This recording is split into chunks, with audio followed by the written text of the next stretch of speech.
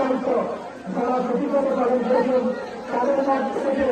আমরা একজন সারা সুন্দর নির্বাচিত করেছি তাদের অন্তরাল শ্রদ্ধা করেন সারা সুন্দর নির্বাচিত হয়েছেন